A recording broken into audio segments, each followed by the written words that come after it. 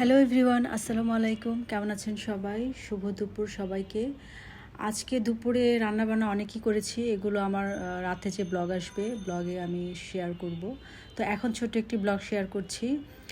যেহেতু আমার ছোট মেয়ে, ও মুরগিটা বেশি পছন্দ করে, মাছও খায়, কিন্তু মুরগিটা হলে হয় কি ও তৃপ্তি সহকারে ভাতটা খায় আর কি।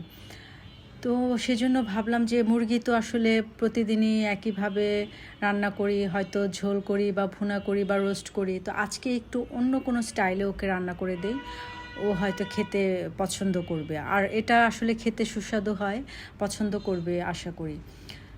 তো এটা হচ্ছে কড়াই চিকেন। এটা আমি ইউটিউবে পাকিস্তানি একটা চ্যানেল আছে, ফেমাস চ্যানেলটার নাম ভুলে গেছি, ওখান থেকে আমি এই রান্নাটা শিখেছি।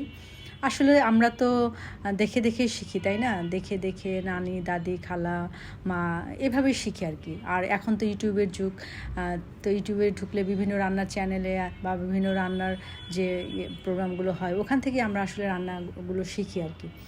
তো এই রান্নাটা খুব ইজি। এটা মূলত মাংসটা ছোটো ছোটো করে কেটে এটা একটু পেঁয়াজ তেলে ভেজে নিয়ে তারপর টমেটোটা দিতে হয়। এই রান্নায় আসলে পানীয়ভাবে যাবে না, জাস্ট কড়াইয়ে এটা রান্না হবে।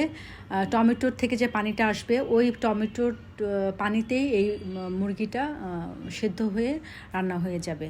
আর এখানে যাবে হচ্ছে টমেটো সস, একটু সয়া সস, একটু লেবুর রস, আর আদা রসুন ও হলুদ মরিচ, এগুলো তো যাবেই। তো এই ছিল ছোট্ট একটি ব্লগ। আল্লাহ হাফেজ।